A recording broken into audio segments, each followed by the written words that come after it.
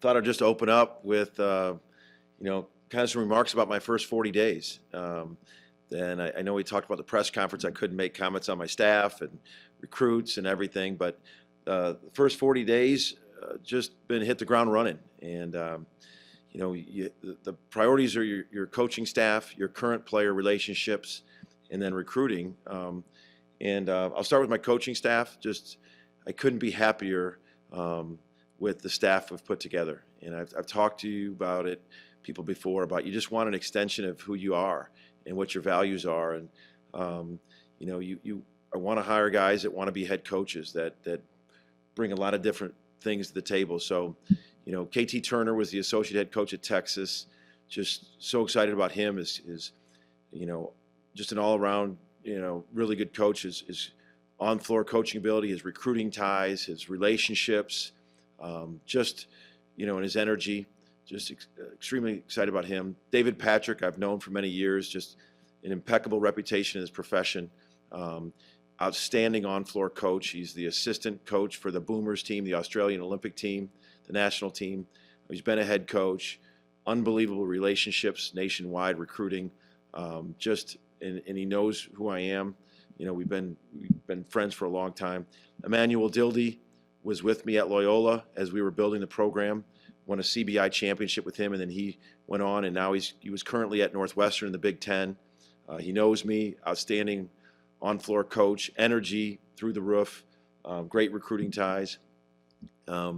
Matt Gordon was with me for the last 17 years. He's my special assistant and director of scouting. Talk about someone who knows who I am through and through, knows how I like things done. Clay Custer, my player development, was the point guard on the Final Four team. Just excited about him. Gives a great reference point for playing for me, but also he's just a great IQ, great culture guy, and I'm excited about him. Mike Shepard, I kept Shep. Just talked to Lon about it, and he was with Lon so many years, but a guy that there's so much value into someone who knows the lay of the land, and just so excited about him. And also Bryce Dobb, our strength coach, just so impressed with him, his energy and his expertise there, and Renee, my executive assistant. How lucky did I get there? Someone who's been with so many people, so many head coaches, and she knows the lay of the land. So I really think hit a home run on a little bit of everything there. And then I'll know we'll get into some specific questions about the recruiting, the players we've signed, and the current players. So I'll let you guys ask those specific questions about those guys. All right, thank you, Coach. We'll start with Ryan Aber with the Oklahoman, and then we'll go to Eric Bale. Ryan? Yeah, Porter, good to meet you. Hey, Ryan. Wasn't able to make the introductory press conference, but just want to ask you about a couple of those guys that you brought in, since you came aboard, especially Jordan and Tanner. How you see those guys fitting in, and how their experience helps move this program forward. Tanner is Tanner Groves, the big man from Eastern Washington. Right when we started watching his film, he was in the portal before I got the job. So the recruiting for him, he had almost every school in the country reach out to him. And right away when we made the contact, watching what we did with our big kid, Cameron Krutwig, who was a third-team All-American at Loyola, Tanner just has that feel. He can play out in the perimeter. He can pass. He can function. He can take you inside, but he can also take you outside. He can really shoot the three. He's got a high IQ, and we really started talking to him about paralleling what we did with him at Loyola, what we did, and I just think he's going to help right away. You saw him, I know he had the big game against Kansas, 35, but he was player of the year in that league. The other thing that I love about Tanner is he loves ball. He loves basketball. When I worked with Rick Majerus, Rick had an affinity for post players. And when we recruit, the first thing Rick would always ask is, does he love to play? That was the first question Rick would ask. And Cameron Krutwig just is like a little kid. He's like a 5'10" walk-on, slapping everybody on the back. And that's the way Tanner is. He just got a zest for the game, and we hit it off from the beginning. So I think he's going to bring some size, some skill to what we really needed. Jordan Goldwire was another veteran. You know, he played at the highest level at Duke, played in great culture there. He was all ACC defensive team. He had 94 assists. You know, he was 7th in the ACC in assists. So many things, but he brings a veteran mentality to us. I absolutely love our 3 freshmen. I love them. I think they're going to be really, really good. And it gives you a veteran there that's been through some things to really pour into some of the younger guys. And I think Jordan's looking for a little more expanded offensive role as well, and that he had at Duke. So I just think it's a great mix that a veteran guy who's been through a lot of games at a high level, and he's all ACC defense, and he can really distribute. I think those guys were really key guys to get early when we needed so many guys. Appreciate it, Porter. Thanks. Eric Bailey, Tulsa World, and then Bob Prisbillo. Hey, Porter, it's good to see you again. You too. Kind of piggybacking off that question, you know, recruiting is never easy, but as a first-year coach, how much has the transfer portal really made things a little more smoother in terms of building a roster, and how much does it help to see really good film of players during the evaluation process? You know, really good question, because the portal, it's on both ends. Like, you can get hurt by it because you lose guys like we did. Like, there's a lot of guys that went in the portal even before I got the job. But then it gives you the opportunity to get some guys to be able to play right away. So it's both ends. It's a lot of teams are getting hurt because so many guys are transferring, but it also gives you opportunity as a new coach to bring in some guys. You know, the pandemic has made it harder this whole year, not just right now, because, you know, there's nothing like seeing a kid live. You know, there's nothing like that. There's nothing like sitting breaking bread with him on a visit and getting to know who he is and what he's about. And everything's through Zoom or through watching film. So, you know, for me, I watch a ton of film. I do that with scouting and I do it with recruiting. I'm a film guy. I just break it down, and I've watched a lot of film on guys, but I think the portal is something that, especially when you take over a job, when you need this many spots, you know, it was something. I mean, do I hope? No, I hope to build a culture where we don't have this many guys leaving. And, you know, you don't want a recruiting class of 9 or 10 guys. It's just, it's very, very difficult because you want to build culture. You want to build an identity with your fan base where they can identify with the guys in your program, where they can, you know, get to know them and know who they are. And that's a real concern of a lot of coaches around the country, is how transient your roster can be with your fan base as well as trying to build culture. Porter, thanks a bunch. Have a good weekend. You too. Bob Prisbillo with Sooner Scoop, and then Austin Curtright. Hey, Porter, really appreciate you doing this. I remember when you talked to us last month, you said the current players on campus didn't know who you were yet. And now we're a month later. Do you have a better feel of who they are, and do they have a better feel of who you are? It's a great question, Bob, and the answer is yes. And I've spent a lot of time with these guys. We really have had 4 guys to work with in the spring workouts. So you had Mo Gibson, Elijah Harkless, Jalen Hill, and Rick Asanza. So I will tell you this, just been really pleased with those 4's willingness to work, willingness to learn and listen, and I really like who they are as young men. I mean, they're high character guys. They're about Oklahoma basketball. They're about getting better. And I can go into, and I'll go specifically, you know, Mo Gibson, phenomenal shooter, phenomenal work ethic. I mean, he's in the gym all the time, and just wants to get better. I really like his leadership. Elijah Harkless, very, very tough, gets in the gym. I really like his competitive spirit, and I think he's going to bring that. And I know I've really liked how he's been in the workouts.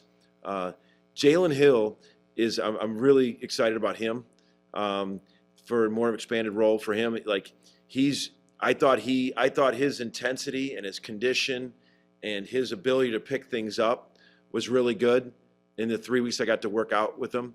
And I know he ended the year in a couple good games. Rick Asanza is unique. He's 7'1", has not got a lot of playing time in his career. He hasn't produced a lot. You know, I think he's someone that conditioning, first and foremost, he's got to get in great shape. But every day he's 7'1". He's long. So we're really working on some things with him.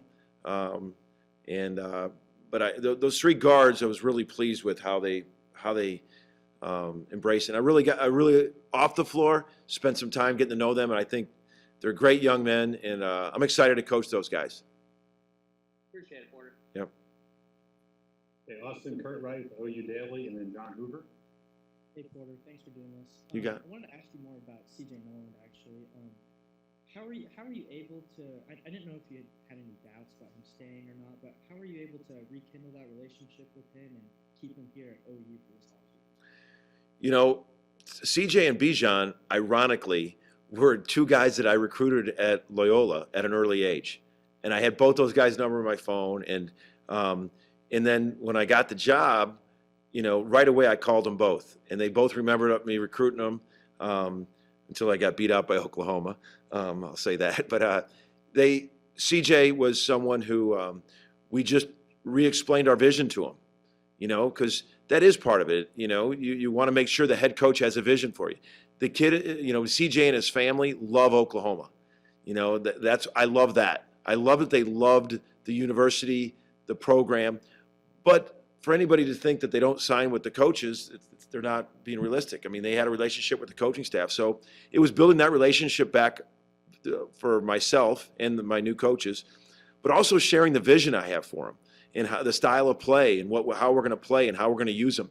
I think he's going to be an outstanding player at Oklahoma. I think he's really really hard to guard. I think he's going to be a mismatch guy. You know, how he can take you off the dribble, shoot it, his size, his strength, his playmaking ability. I just love his energy too. I think he's going to be an outstanding player here. We reconnected, we shared our vision, and he's all in, as I am with him. Thanks, Porter. Okay, John Hoover with SI Sooners, and then Barry Trammell. Porter, hey man, it's great to meet you. You too. So, a lot of coaches, I'm sure every coach wants the high-flying dunkers and the record-setting three-point shooters, right? So, when you look at guys like Groves brothers, you look at Ethan Shagwa, you look at Goldwire, I see a real fundamental game, fundamental elements to their game. How does that fit in with what you want to do? Style-wise, philosophy-wise, how you're going to practice, and then ultimately how you're going to play games. Having guys with such good fundamentals who've been coached so well. You know, great question. I love skill. I love skill. I love guys coming from winning programs. I love the guys that have been on the stage before. But I do know we need to still add athleticism, you know, and length. I'm not naive to looking at the rosters in this league and to see the athleticism and the length. And we've still continuing to add that in this recruiting class. But I love the Groves brothers are so skilled, and they're long. You know, Jacob Groves, I think, his ceiling is really, really high. I think he was just getting his confidence you can see he was just getting better and better and better and better. And he's got a little edge to himself, which I like. You know, I was a younger brother. And, you know, that younger brother syndrome, you're always trying to compete and you got an edge to yourself. And I think he has that. And he's long, he has a high release, he's skilled, but he's also got a little edge with his toughness. You know, Ethan, you know what I love about Ethan? Ethan really wanted to play for his home state. I think there's something to be said about that, of how you represent the name on that front of your jersey. I really like that. He's skilled. And I've talked to him about having your best year of your life. Have the best year of your college career this year. You know, no regrets, nothing held back, you know, in terms of strength, conditioning, athleticism, being in the best shape of your life. But he is skilled. He can pass, shoot, function on the perimeter, and I like that skill level. But he's longer. We definitely needed some length. I mean, I talked to you about the three guards that we inherited that really had played, and we needed to add some length. But I do think we still need to add some athleticism, which we're in the process of doing, that you probably all seen. I can't comment on certain things, but we've got some spots open, and we're definitely going to continue to add athleticism as well. And I look at, you know, some of the freshmen, the three freshmen who I think are athletic, and they all come from great programs. I mean, we just talked about CJ Waxahachie, one of the, you know, really well coached, Kingfisher with Bijan, state champion, really well coached, and Alston Mason, Blue Valley Northwest, I've had numbers of players from there, Clayton Custer, Ben Richardson, winning program, well coached, culture. So all our high school kids come from great high school programs. And I think they're all athletic. So I think we had some athletic and speed with those three as well coming in as freshmen. Porter, thanks a lot. You're welcome. We'll go to Barry Trammell with the Oklahoman, and then Josh Calloway. Now, Porter, you mentioned the 40 days. What have you learned about the program, the university, the state itself? What have you learned in those 40 days that you didn't know when you took the job? How welcoming the place is. I just, the people of Oklahoma, the people of Norman, just how everywhere you go, it's just, you know, at first, you know, you thought it was your first 48 hours, you know, that people are going to be nice to you. I'm like, yeah, I'm undefeated. They're going to be nice to me. But it's just like everywhere you go. I mean, everybody here, everybody, the university, the people that work here at this university on all facets are just, it's a true love of this university. It's the athletic department. It's run just unbelievably. And I love the energy of the other sports. It's wired for excellence, the standards, the culture. But I've been just so blown away with just the energy and the friendliness and the welcoming of the people of Oklahoma. That's, you know, I've been talking about that in the recruiting process with out-of-state kids about this place, and I just think that that's been really refreshing. On a humbling, I don't want to really admit this, but geographically, I was ignorant. I didn't realize how close Oklahoma City was. So I hate to admit that with all these media people here, but how close Oklahoma City was, you know, and just in terms of selling to the recruits, hey, you can fly right in there, a booming city right there, an NBA city right there, and how close it is. And, you know, I think that was something, but, and I tell you with this, in the recruiting, how well regarded Oklahoma is. You know, when you talk to parents and we talk to families, how well regarded the University of Oklahoma is. I love that it's been held in that kind of regard. Yep. Okay, Josh Calloway with Sooners Wire, and then Ryan Chapman. Yeah, Porter, good to see you again. I'm just curious, I guess, just the challenges in general. It's kind of a broad question, I guess, but just the challenges in general of piecing together all these guys from different places, who are under different coaches, you know, that have never played together before, and putting together, you know, a winning team. How difficult is that to do? It's really difficult, especially when you're playing in the top conference in the country, you know, that have established programs. You know, so you're coming in here new, you got to put your own system in, offensively, defensively, your own, you know, everything, and then you're pretty much going to have 10 new guys. Or 10 new guys that you're coming from other places, and then your new guys that were here are new. So it's extremely difficult. And we haven't been able to work with it. They haven't been able to get here yet. So they're going to be here in June. We're all going to be together in June, and we're going to hit the ground running right away. But there's the other difficult part, because it's going to be time spent there, but also I got to be on the road recruiting. You know, the July recruiting period, the June weekends. So you really got to maximize your time, you know, because you've got to build the practice time. You got limited hours with them, you know, in the summer. It's not like we can go full blown. We have certain limited hours. So, but the lens I'm looking through is all positive, because I could have been looking through that lens of 2020 pandemic to where I was trying to put this all together, but I don't have them on campus. So my lens is all half full, looking at it going, I can't wait to get these guys here. And yes, it's going to be difficult, but it could have been way worse. I could have had to bring in 10 guys and get a new 3 guys that are here and not be able to work with them until the pandemic was over. So, you know, we'll see. We just got to get better. I can't focus in on the first game yet, because I got to focus in on the process. The process is getting them here, coming together. You got to come together first as a team. You know, you got to put the team together first, then you got to come together, work together before you can really get ready to play and compete. So I'm excited about coming together first in June. Appreciate it. Yep. Okay, Ryan Chapman with SI Sooners, and then we'll go back to Ryan Aber. Hey Porter, I'm going to kind of piggyback on that from a different angle. So obviously coming in years past, just in college basketball, with transfers and things, it may have been you're looking at a guy for 1 year, come in, fill a spot, but now it's so different with the portal and everything. How has that philosophy been like of deciding whether, okay, you want to take a guy that has this many years of eligibility left versus a guy that just has one, as far as building toward the future to where, like if you bring a guy in with 1 year, it can Band-Aid for this year, but maybe not help you build that culture for years. Like, how do you balance all of that when you're just looking at how many roster spots you had to fill? Yeah, it's a different than what guys in my profession. You know, I've been doing this for 30 years. It's a different dynamic because of the transfer portal. Like normally you'd be really strategic on, well, I'm gonna this many scholarships for this next class, this class, this class. You're just not going to know. So the thing that I'm really being strategic on is whether they have 1, 2, 3 years left. Is do they fit? Do they fit what I'm trying to do? You know, and you know, if they have 1 year, then it's 1 year. But do they fit? Do they add Do they add something to the program as a person, as a player, their skill set, what we need? So I'm looking at that more than I would normally would. If they have extra years, that is great. Like Tanner Groves, he fit everything, and he's got 2 years, not just one. That's awesome. Jacob Groves, same thing. Jordan Goldwire, he fits everything. He only has 1 year though.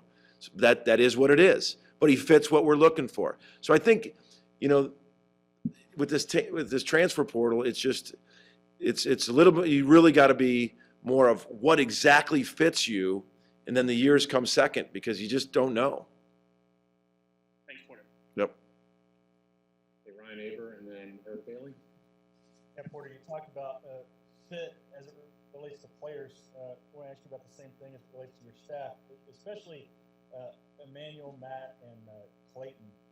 How important is it to bring guys in that you're familiar with, and what was that balancing process like as you try to put those pieces together to make what you feel like is the best staff?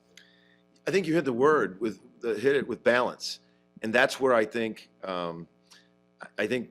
from outside looking in, everybody in the country felt like, wow, the staff that we put together, and that wasn't my goal to like impress the outside. It was to fit what I wanted and what I thought was the best to build a staff to help us win at a high level. But the balance of having guys that know me. So I got 2 guys that have worked for me in Emmanuel Dildy and Matt Gordon. Those guys have worked with me. They know so many things, how I go about things day to day. Then you got a guy that played for me. I mean, what a resource for him with the players, the recruits that played for me. Not only played for me, he was a starting point guard on a Final Four team.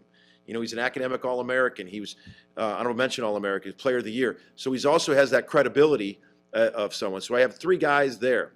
Then we had added some guys that know the lay of the land. You know, in terms of Mike Shepard and Bryce. I think there's a lot of value of having guys that know the lay of the land. And then you have some guys that I've known in terms of David Patrick. We've been friends, and KT, the guys that are just so well respected at a high level. Both those guys are high levelists. They were both associate head coaches, one at Texas, one at Arkansas. So I think the balance of having guys that have been with me, having guys that know the lay of the land of Oklahoma, and having some guys that I haven't worked with, but that I've known, but that are high-level guys. I just think we really, I love the balance. Appreciate it, Porter. Yep. Go back to Eric Bailey, and then Bob Priscilla. Coach, OSU coach Mike Boynton welcomed you to your new job on social media shortly after your hiring. What is your relationship with Mike, and have people impressed upon you the importance of Bedlam in our state? Yes, you know what? There's so many people that hit me on social media, friends. I wasn't great at responding the first 5 or 6 days because I just had so many things to do. And I remember that he did send that tweet. Mike's a great guy. I got to know him through the Nike coaches trip, the profession, and he's a great guy. But yes, unequivocally, people have talked to me about the importance of Bedlam. So I know that, and just like all of us, there's so many coaches that are friends off the floor, but they all know when you get on the floor, it's just a whole different level. And then when you get rivalries, it's another level after that. So no, I've been talked about a lot about that that rivalry from the OU fans, without a doubt, and that I've looked at myself, and the OSU fans as well. So been hit on both sides. Thanks, Porter. Yep. Chris Billow and then John Hooper. Yeah, Porter, you've mentioned a couple times about Mike Shepard and knowing the lay of the land. And last month you said that you'd build a relationship with them over the years. Just wondering where that all started and how impressed have you been with the way that he's helped create the non-conference schedule for Lon throughout the year? You know, gosh, it might have been 20-some years. I've met him just through the profession. I know he was at Northern Illinois, and our paths crossed when he was at Northern Illinois. I know he was at Illinois with Lon there, and our paths crossed there. And I've just seen him, you know, throughout the years. And so when I got the job, I remember talking to Lon, and I knew Shep was there. Right away, Lon talked about, you know, how valuable Shep is, just knows you know, he's been here 10 years. He knows just how things go and, you know, how valuable he is in so many aspects. And I knew him, and it was almost a no-brainer. It was seamless. You know him. Everybody knows him. Everyone knows how, you know, you hate to call someone a Swiss Army knife, but that's what they described him as. They said he's like a Swiss Army knife. He's just has a lot of different values in a lot of different areas around here. And but that started probably when he was at Northern Illinois or Illinois, somewhere when he was in the Illinois ties when I first met him. I think we'll have time for two more here. We'll go to John Hoover and then back to Barry Trim. Yeah, Porter, I want to ask a follow-up about David Patrick and his extensive international experience. How does that maybe help you with the uniqueness of his international experience, the international game? Is that going to be an asset that you can put to work? Absolutely. Let's just start by talking about the X's and O's. You know, people that watch that team, the Australian team, I think that in one of the rounds they beat USA, and just they're really well coached. I love the international game, just watching some of the, I mean, coaches are always stealing from other coaches. And you're seeing more and more on social media, people putting out, you know, ball screen offense from this international team, and some outstanding international coaches. And just gives you a different perspective. He's going to be spending time at the highest level. Those guys, you know, he's still coaching with them. So to bring back ideas that they got on that Boomers team is invaluable. So I love that part of it, that I can share ideas with him. And he's been a head coach. He's the one guy on my staff that sat in my seat before, which I think is invaluable. But then also the international recruiting ties. You know, it's well documented, you know. Ben Simmons, Patty Mills, Deladova, and on and on. He's just you know, he just knows the lay of the land, knows people. You know, so much is about relationships, and he's got so much relationships internationally. So, but, you know, he's an outstanding coach, X and O coach. And we've had many discussions even before, you know, hired him, just on Zoom and the pandemic, talking ball. We've had one-on-one Zooms. You know, we had him on a Zoom with my staff at Loyola talking ball. So, I love the flavor of international, what he does, and you're just constantly trying to learn and create ideas, and he has all that. Well, thank you for that. Yep. Okay, last one, back to Barry. Yeah, Porter, I heard Jacob Groves on a podcast talking about he knows he's got to get stronger. And he said something like, I just got to the point where I could sort of hang with the Big Sky guys. Now I got to get ready to hang with the Big 12 guys. Is that a sign of self-awareness that maybe you wouldn't get necessarily from high school recruits? I mean, do you find that dealing with the portal, you're dealing with a more mature guy that sort of knows where he's at and what he needs to do to get where he wants to be? In Jacob's case, yes, it is a self-awareness. Is every single guy in the pornos have self-awareness? No. But Jacob does, and that is a more maturity act. Because you know why? Because there's nothing like that leap for the majority from high school to college. This is the strength, you know, the strength factor, and for him to come in and he recognizes that, and you love that. You know, you got to be, you know, no matter what age you are, you got to be a lifelong learner. You got to be willing to grow and get better. And you know, right? I heard the same podcast. And I heard him talk about that, about, you know, I want to get stronger. I know I'm going into the Big 12. And I just played Kansas in the NCAA tournament. I saw what our conversations with him, I saw on a day. And he has attacked that running. Him and Tanner are strength training with back home, 4 or 5 times a week right now. So I love that. I love that his awareness that that's something that he's going to attack. And I can't wait to get him here and start working with us. But I know he's not waiting to get here. Some guys just wait here to get here. Oh yeah, I got to get stronger. No, he's not wasting. And I will say this: I've said this to a lot of young guys, high school guys, after I sign them over the years. Sometimes guys get their scholarship and they sign and they take their foot off the gas pedal, and then they start back up when you get there. And I can tell right away when a kid did that, because let's say a kid signed in April. That's the rest of April, the rest of May, and probably 2 weeks into June. So that's 8 weeks they could be training, since the end of their season to when they get to us. And those are valuable 8 weeks that they come in here with a base, not just completely out of shape and starting from ground zero. So he's been through it and he recognizes it, and he's been really getting after it these last several weeks.